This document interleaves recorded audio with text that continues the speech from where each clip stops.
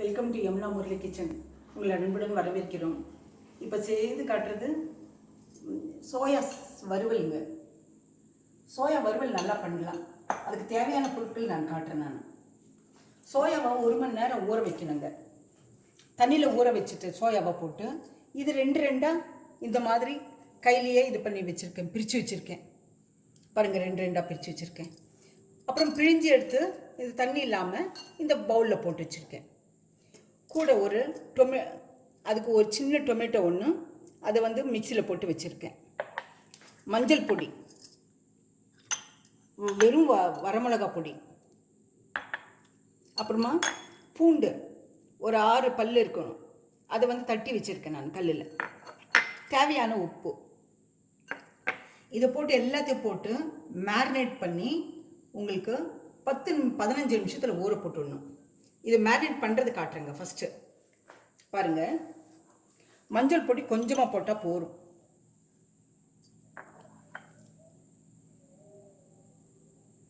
பாருங்கள், மஞ்சள் பொடி, வரமிளகா பொடி ஒரு சின்ன ஸ்பூனில், ஏன்னா இது வறுவலின் போது இது இழுத்துக்கும். இது தண்ணி போட்டு நம்ம வேக வைக்கிறது கிடையாது. அப்புறமா தட்டி வச்சிருக்க பூண்டு போட்டுடுறேன்.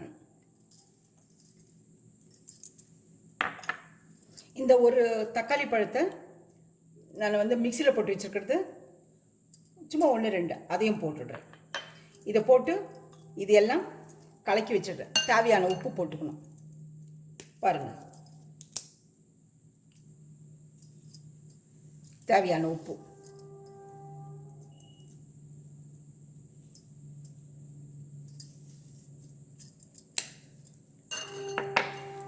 இது நல்லா கலக்கி மேரினேட் பண்ணி ஒரு 10 நிமிஷம் ஊற போடணுங்க.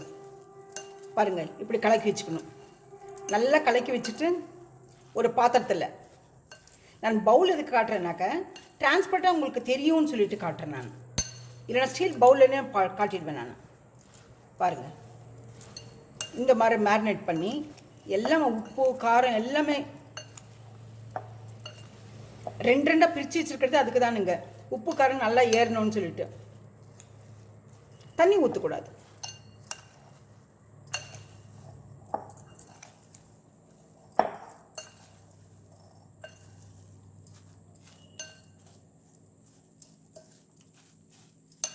இதை ஒரு 10-15 நிமிஷம் ஊற போட்டுடணும் நம்ம.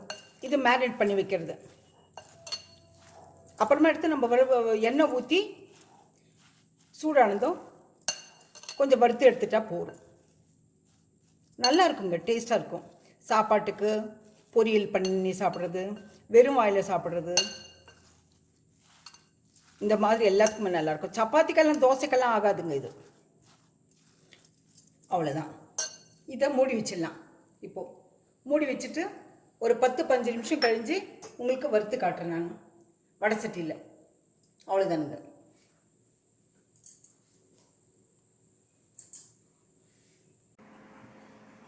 இப்போ வடை சட்டி வச்சுருக்குங்க. வடை சட்டி காஞ்சிருக்கு. எண்ணெய் ஒரு 3 ஸ்பூன்.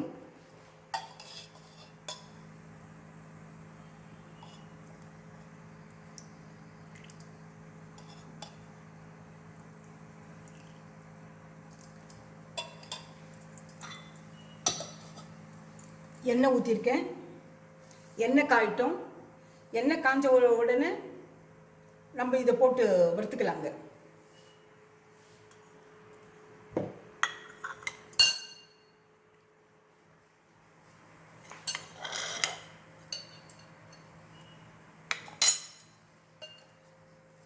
பாருங்கள், மேரினேட் பண்ணி வச்சுருக்கோம். நல்லா ஊறி போச்சு. 10 நிமிஷம் ஊற போட்ட பிறகு இது எண்ணெயில் போடுறோம்.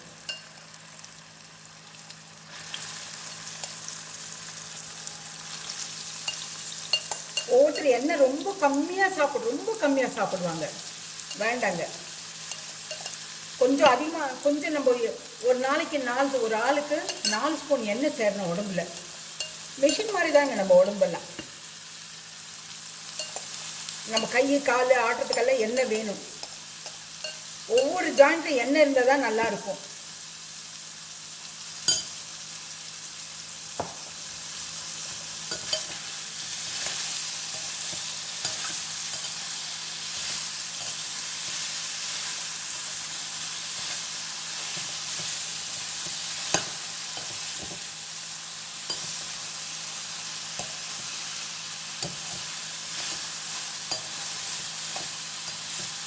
நம்ம கொஞ்சம் அதிகமாக வறுத்து எடுத்துக்கணுங்க. தக்காளி இது வந்து இது எப்படி தெரியுங்களா, இந்த டொமேட்டோ இந்த தக்காளி பழம் கொஞ்சம் வணங்கிடுச்சுன்னா போதும், நம்ம இறக்கி வச்சிடலாம்.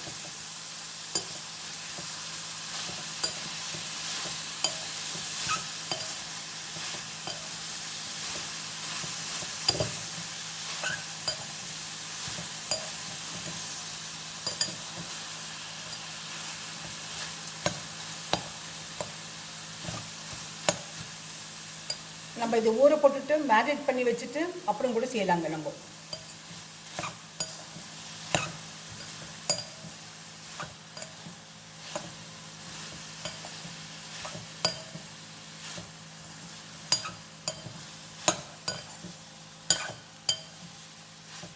மூடி வைக்கக்கூடாதுங்க. மூடி வச்சா தண்ணி விட்டுடும். தண்ணி விட்டால் நல்லா இருக்காதுங்க, டேஸ்ட் போயிடும்.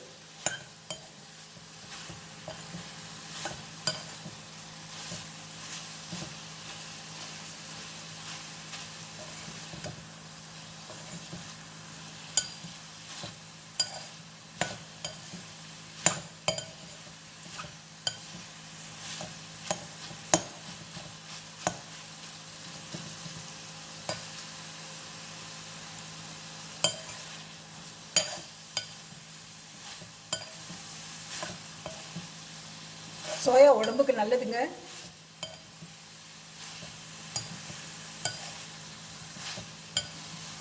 நீங்கள் ஒரு முறை டேஸ்ட் பண்ணிட்டாக்க நல்லா இருக்கும். அடிக்கடி செய்வீங்க நீங்கள். இந்த மாதிரி வறுத்து எடுத்துக்கணுங்க.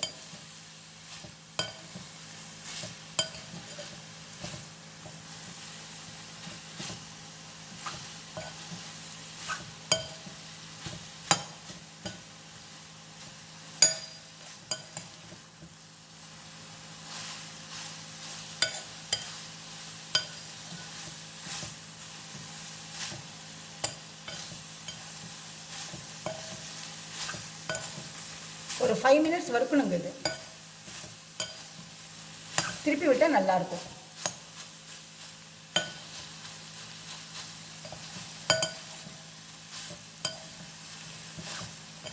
மூடி வைக்காமல் வறுத்து எடுத்துடுங்க. இது ஒரு கப்பில் பவுலில் போட்டு கூட சாப்பிட்லாம். வெறும் வாயில் சாப்பிட்லாம், எதுக்கும் தொட்டுக்க வேண்டாம். இல்லைன்னா சாம்பார் சாதத்துக்கு, பருப்பு சாதத்துக்கு, எல்லாத்துக்கும் நல்லாயிருக்கும். தயிர் சாப்பாட்டுக்கு ரொம்ப நல்லா இருக்குங்க.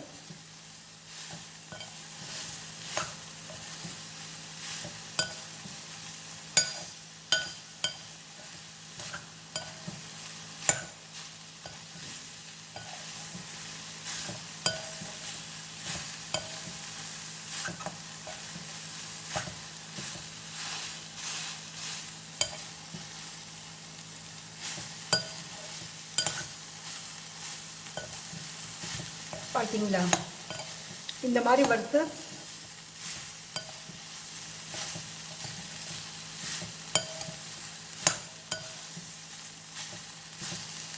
இதை மறுநாள் வரைக்கும் வச்சுக்கலாங்க. இது கெடாது.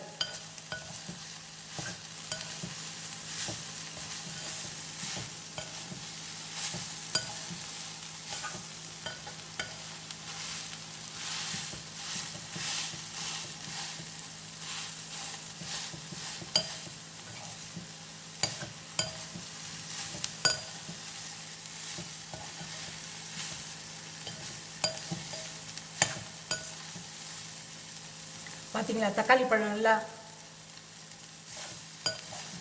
அதில் போட்டுக்க. தக்காளி பழம் நல்லா வணங்கிடுச்சு.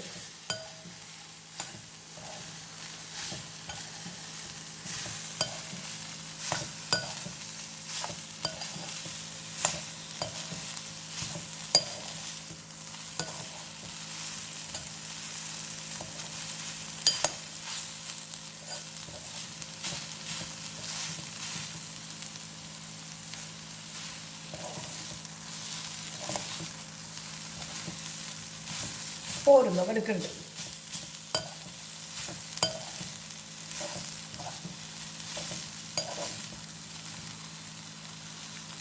பாருங்க, தக்காளி பழம் நல்லா தோல் மாதிரி நல்லா வெந்து போச்சு. இனி ஆஃப் பண்ணிடலாங்க. ஆஃப் பண்ணிவிட்டு